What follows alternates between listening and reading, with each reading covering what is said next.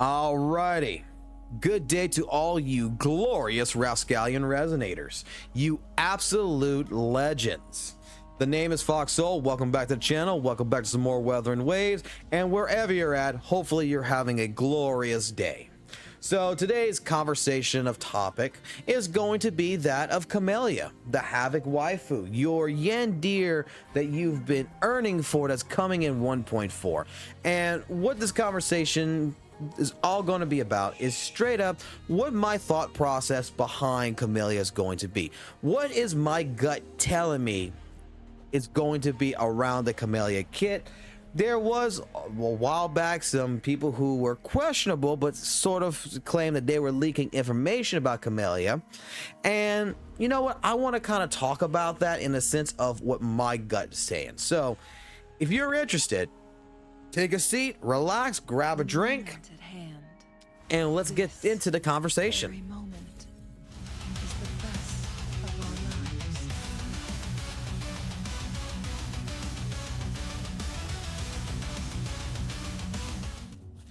All right, and before we actually really get started on this topic, I want you guys to be, I want to put this as a little bit of a, you know, a standing in for our video. Is that for you guys out there who is commenting, I want you to comment what you believe the kit of Camellya is going to be. What is she going to be classified? DPS, sub DPS? You know, what do you think, you know, basically her basic abilities are going to be? What do you think that she is going to be structured more around? Is it going to be resident liberation damage? Is it going to be resident skill damage, heavy attack damage, havoc damage? You let me know down in the comment section below. And I tell you what, if we'll take all these comments that's coming out, and pretty much the top 10, we'll go with this, the top 10 comments that are most liked, we'll go ahead and we'll take those, we'll save them, and when 1.4, or especially during 1.3, when we find out what the kit of 1.4 is, we'll try to do like a giveaway or something to the person who basically was the closest to the kit that there was. All right, how's that sound? I think that sounds like a pretty good little challenge. You know what, we'll say it like this, I'll get, whoever wins gets, like, you know, a $30 pack of astrites paid. Or Lunets, excuse me. Lunets paid. So, alrighty then. So, getting into Camellya and what my thought process, what my gut is telling me.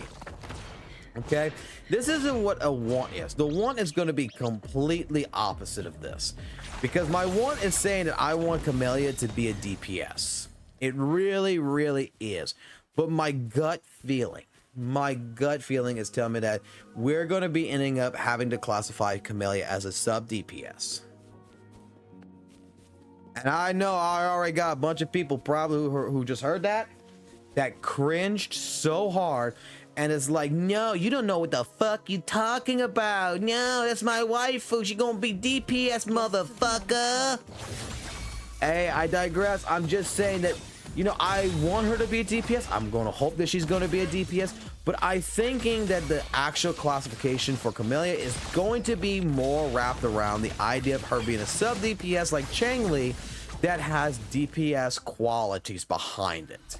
And that's not a bad thing. I think that, you know, she's going to have not a similar kit to Changli per se, but it's going to revolve ideally somewhat around what Changli is. I think the kit is going to be a very strong kit that you can use her as a sub DPS or as a main DPS, and that the main DPS portion is going to come through the summonings for your dupes. So when you're going to be duping 1, 2, 3, 4, 5, 6, that is when you're going to get your DPS traits. Basically the same way as Changli. That's what's going to open up crit rate. That's what's going to open up crit damage. Basically more probably havoc damage, more skill damage, whatever. And that's where I'm really thinking is going to end up lining up. I think that they're going to, Kuro Games themselves are going to want to try to pair her up more with the Rover, Havoc Rover, and turning Havoc Rover into the main DPS for a team. And that she's going to have basically a similar skill set, you know, outro skill set like Changli where it's going to be where she's going to buff something up, whether it's resident liberation damage, resident skill damage, and amplify, you know, basic, not basic attack, but like general attack damage up to a certain percentage.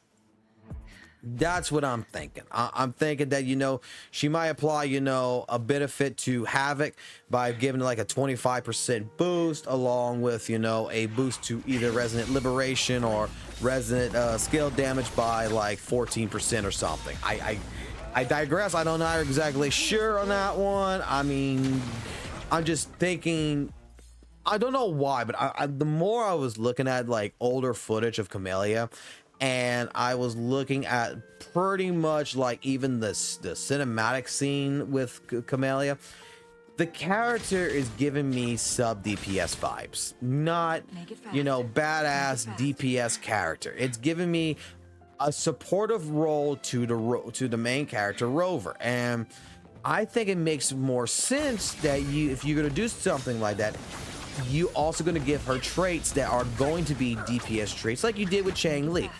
You know, it's a character that's going to end up coming in story-wise, is going to work with Rover, is going to help with Rover through the story, and then she's going to end up turning into a sub DPS. I think that she is, again, going to be a short sword-based character. I think that is actually pretty much confirmed, but just in case it isn't, I'm going with short sword, because it seems like it's, you know, the most logical answer.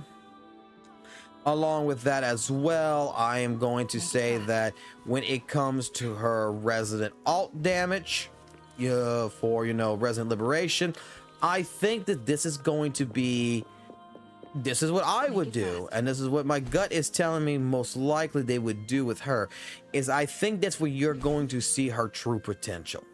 I think along with her kit, you know, with the plants and everything else, her kit's going to be very unique in general as well already. But I think that like the glowing of the red hair is not going to be based on her forte meter, you know, like Chang-Li with her enflamement. Okay, you know how we have this with Chang-Li where, you know, her design changes for each enflamement meter she builds up, and when she gets to 4, you know, you can cast out an ability like right here. You can see. This is why I'm playing Chang-Li for the Camellya side of things, because what I'm looking at is that with Camellya, I think that the Resident Liberation would be like a transformation. That's when you're going to see her hair glow red, and that's when you're going to have, you know, your ultimate timer start ticking down, and for short duration, whether it's going to be like 20 seconds, 25 seconds, this is where you're going to be doing, you know, pretty much your major damage with either resident skill or general attack damage as it is. This is what I'm thinking, that like as a sub DPS and what the characters, what they could be doing. That's what I'm thinking. So just as a little bit of a recap, classification, thinking it's going to be a sub DPS.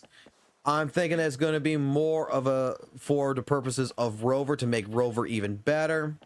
I'm thinking as well with Camellya, she's going to be a short sword user. She's going to be using that plant base with the vines and everything else, and she's going to be doing a lot more coordinated attacks. It's going to be based with Havoc damage.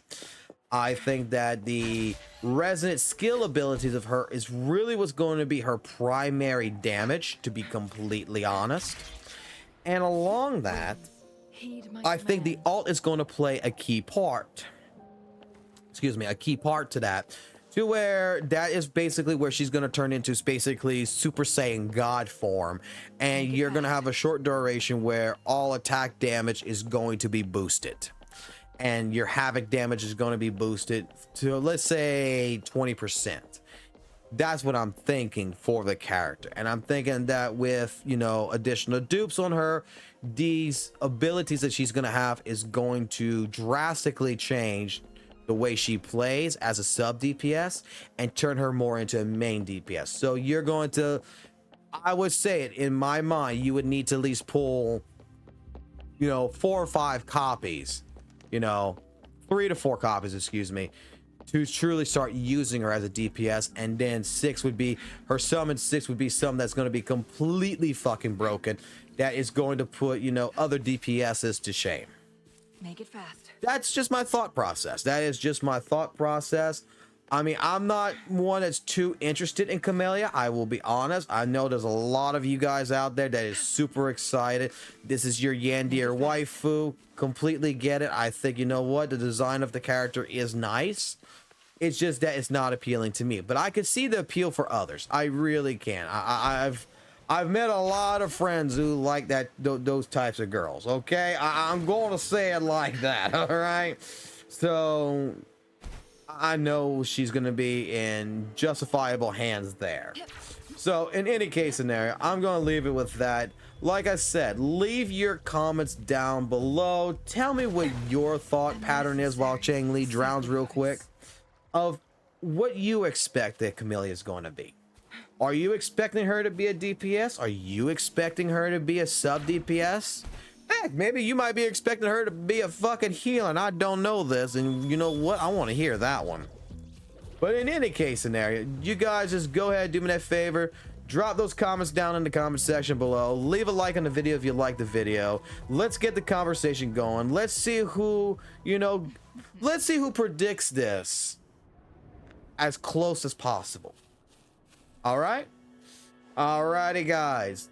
Well, before I let you go, I will just say this as well. Thank you so much, guys, for everything, with all the comments, with all you people helping out with the algorithm, working, watching the videos, everything else. It's been a blast so far. I'm still working on more and more content. I'm still working on the member content that I want to do for the members of the channel, because you guys damn well deserve it as well. And just give me a little time. All right? And if you don't mind, I normally don't say this, but I'm gonna start saying this in videos, I think, from now on. If you don't mind, when it comes to a video you find that maybe is really interesting that I create, or you like, hey, would you mind not sharing it? I don't know how to use Reddit. I don't fucking use Reddit much. I just go use Reddit to read. But if you're a person, you go post things on Reddit, you go post things on forums, and you think that other people may be interested, sharing the video does help out quite a bit, whether it's on Twitter, Reddit, stuff like that.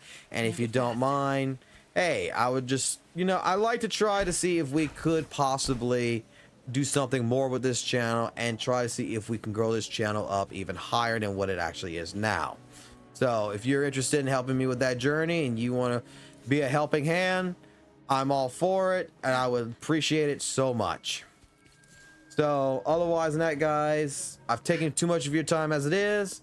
You all have a glorious day. Take it easy. Be cool. Be real.